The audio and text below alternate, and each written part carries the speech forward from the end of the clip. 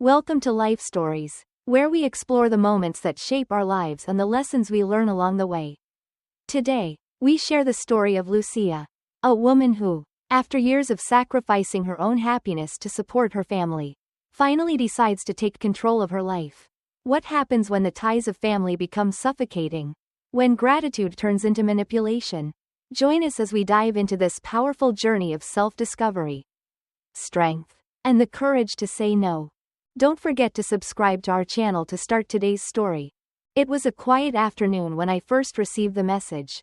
My uncle Jason, who had always been the family's silent observer, sent me a text with a simple note: "You need to see this." Lindsay, I couldn't stay quiet anymore. They've been talking like this for months. My hands trembled, though I couldn't quite pinpoint the reason. I clicked the link, and what I saw on the screen made my stomach twist in ways I hadn't known were possible. There, on my phone screen, was my family, my parents and my brother Thomas, sitting around the old kitchen table in Phoenix, Arizona. The warm light of the Arizona sun streamed through the windows, casting long shadows across the table. It was such a familiar scene. So ordinary, but the words that flowed from their mouths were anything but ordinary. My mother's voice dripped with contempt. "Lindsay only helps because she owes us," she said. My heart sank. I'd heard those words before, but hearing them now, so cold and unfeeling, felt like a betrayal of the deepest kind. "After everything we've done for her, paying the mortgage is the least she can do," she continued. The words sliced through me. And then Thomas joined in, his voice carrying that familiar smugness. "Yeah, and she acts like she's doing us some huge favor." What a joke. His smirk, even in the video, seemed to mock me. I had always been the one to try and keep peace in the family. But now I realized how far the distance between us had grown. I thought of my father, who had once taught me how to ride a bike, helped me with my math homework when I was younger. He had been my rock. But now, as I watched him sit there, silently nodding in agreement, it felt like that foundation had cracked. Like the man who had always championed me was no longer there. His silence was louder than anything he could have said. The video, shaky as it was clear in its message. They didn't just think I was a burden, they had been saying it all along. For 4 years, I had been paying their mortgage through my LLC, Divine Investments. Without their knowledge, they thought they were making payments to a bank, never bothering to read the fine print of the agreement my financial advisor had set up for them. Every month, I covered the bulk of the payment while they chipped in their small contribution, all the while complaining that I wasn't doing enough. I watched the video again, and then again. The weight of the words pressed on me with every replay. But strangely, with each viewing, I also felt a strange sense of clarity. The numbness I initially felt began to fade. I was no longer angry, at least not in the way I thought I'd be. Instead, I realized that I had been complicit in this unhealthy dynamic. For years, I had allowed them to rely on me while they mocked me behind my back. I had allowed them to maintain their pride at my expense. And now, finally, I could see the truth. However painful it was, my uncle had been the only one to stand up to them, to show me what they had been saying when I wasn't around. The truth was inescapable now. "You need to see this," he had said. And he was right. The truth had always been there, buried beneath layers of family loyalty and obligations I had foolishly upheld. I sat there for a long time, staring at my phone, not knowing what to do. The betrayal stung, but it also gave me a strange sense of liberation. I was done. I took a deep breath, closed my eyes, and opened up my laptop. I logged into the LLC's account, pulling up the payment details. I had invested over $200 in keeping them comfortable in that house, while they had only contributed a fraction of the amount. The numbers didn't lie. They never did. I leaned back in my chair, feeling the cold air of the room around me. And I smiled. It was small, but it was there. I thought of the clause my financial advisor, Kate, had insisted we include in the mortgage agreement, the purchase option. Kate had always been pragmatic, always thinking ahead. At the time, it had seemed like a safeguard, a just-in-case measure. But now, it felt like a key to freedom. The next payment was due in 2 weeks. For the first time, I knew exactly what I needed to do. I picked up my phone and texted my uncle. "Thank you for showing me the truth. Don't worry, I won't let them know you sent this. But things are about to change." The message sent. And with it, everything in my life shifted. The weeks following the video felt like they belonged to someone else. I went through the motions of everyday life, work, meetings, errands, each day feeling like a blur. But in the back of my mind, I couldn't stop thinking about the decision that lay ahead. The video had laid bare the truth of my family's feelings toward me.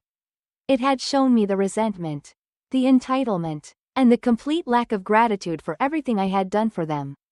I couldn't unsee it. I kept the video hidden, a secret tucked away in a folder on my phone. It was strange, holding something that could shatter my entire relationship with my family.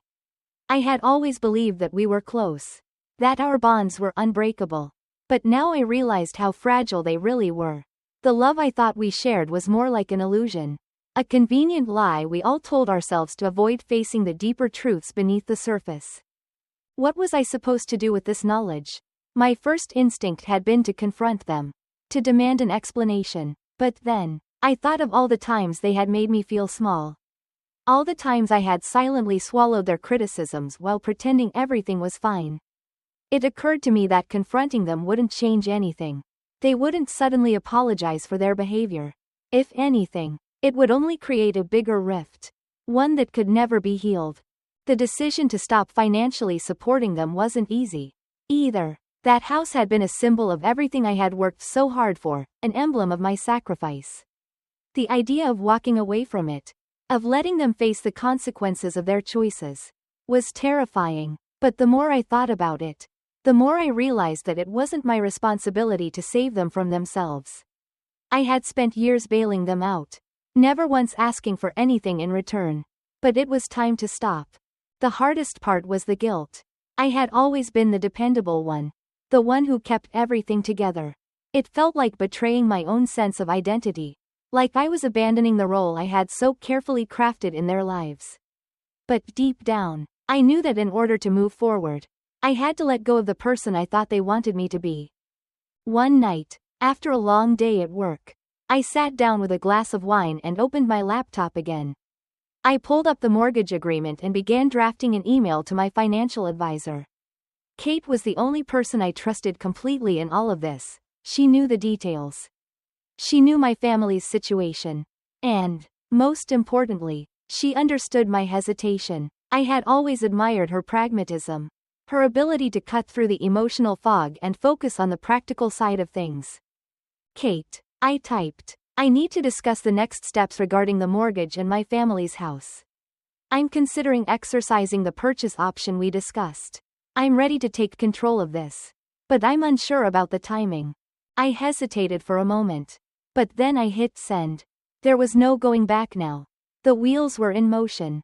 I didn't sleep well that night. Every time I closed my eyes, I saw my family's faces, their laughter, their smiles, the times they had pretended to care. And then I thought of the video. The venom in their voices. The way they had reduced me to nothing more than an ATM. In those moments of silence, I could feel the weight of their expectations crushing me. But the next morning, as I prepared for work, something shifted. I felt a strange sense of clarity. The decision had been made. I wasn't just walking away from them. I was walking towards something new. Something better. Something real. And so, I made a promise to myself.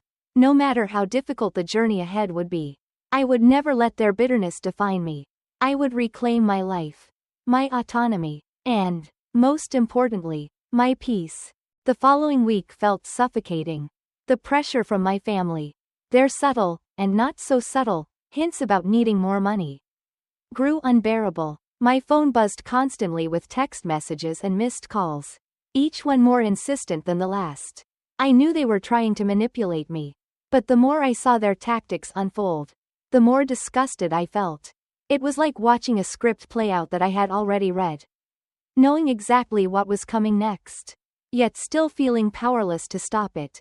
One afternoon, just days before the mortgage payment was due, I sat at my desk, going through the financial documents Kate had sent me. Every figure was clear in my mind. the amount I had paid for their mortgage over the years. The way they had never even questioned where the money was coming from. The realization hit me with brutal clarity. I had been nothing more than their safety net. Always there to catch them when they fell. And they had never once shown gratitude for it. I opened the email from Kate again, scanning through the details of the purchase option clause. This was it, the moment I would take control. The agreement gave me the right to purchase the house outright if they missed a payment. The idea of exercising that right was both terrifying and exhilarating. My mind raced with the possibilities. They would become tenants in the house I had helped them keep for so long. And if they failed to pay their rent, I could evict them. The power would be mine. And that thought filled me with a mixture of satisfaction and sorrow. It wasn't just the money. It was everything they had taken from me over the years, their casual insults, their dismissive attitude toward my career, the way they had always expected me to be there when they needed help, but never once considered what I might need from them. The realization that they had never really seen me, that they had never truly loved me, hit harder than I ever expected. I called my uncle Jason later that evening. I hadn't spoken to him much since he'd sent me the video. But I knew I could trust him. He had been the one who had shown me the truth when no one else had the courage to. "You're doing the right thing," he told me, his voice steady. "They've taken advantage of your kindness for too long. It's time to let them face the consequences." His words hit me like a wave, washing over the lingering doubts I had. I had been torn between my love for my family and my need to protect myself. But in that moment, the choice became clear. They had betrayed me, and now it was time for them to see what it felt like to face the consequences of their actions. The next morning, I sent the email to Kate, confirming that I was ready to move forward. The decision was made. I would exercise the purchase option, and I would take ownership of the house. I would no longer be their silent benefactor. As I clicked send, I felt a strange calm wash over me. This was the end of one chapter and the beginning of another. I had always prided myself on my strength. But this moment felt different. It wasn't just about being strong, it was about being free. Free from their expectations. Free from their manipulation. Free to live my life on my own terms. I spent the rest of the day in a daze, unable to focus on anything except the thought of what was coming. I knew they would be furious when they found out. They would try to guilt me, shame me, make me feel like I was the villain. But I also knew that I had given them every chance to prove me wrong. I had given them everything. And in return, they had shown me nothing but contempt. The hardest part was yet to come, the dinner that Sunday. I had been dreading it, knowing full well what they would ask of me. But now, I was no longer afraid. I wasn't the same person who had walked into their house years ago, desperate for their approval. I was someone different now, someone stronger. Someone who could finally stand up for herself. And when they asked for more money, I knew exactly what I would say. As Sunday dinner arrived, I could feel the tension in the air before I even stepped into their home. They had no idea what was coming. The familiar smells of roasted chicken and baked potatoes filled the house. But the warmth of the meal couldn't mask the coldness in my heart. I was ready. They didn't waste any time.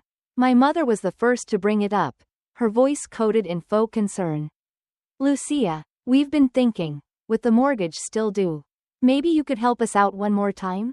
I looked at her, and then at my father, both of them with their expectant faces, as if they were entitled to the money I had worked so hard for. I took a deep breath, steeling myself. This was the moment. I had nothing left to lose. "I'm not helping you anymore," I said quietly but firmly. "I've been supporting you for years. And I'm done. I've made my decision." The shock was instantaneous. My mother's eyes widened in disbelief. My father's face turned red with anger. But I stood my ground. "I've given you everything. And what have I gotten in return? Manipulation, guilt trips, and constant demands. I'm not your ATM. You need to figure it out on your own." The room fell silent. I could feel the weight of the words hanging between us. For the first time, I wasn't afraid to speak my truth. I wasn't afraid of their anger or their disappointment. It was liberating. They didn't speak much after that. The dinner went cold, the conversation faltering. But I knew it wasn't about the food or the silence anymore. It was about me reclaiming my life. I had finally learned that love didn't mean sacrifice at the expense of my own well-being. And with that lesson, I closed the door on the past, ready to move forward. Stronger than ever. Don't forget to subscribe for more life stories.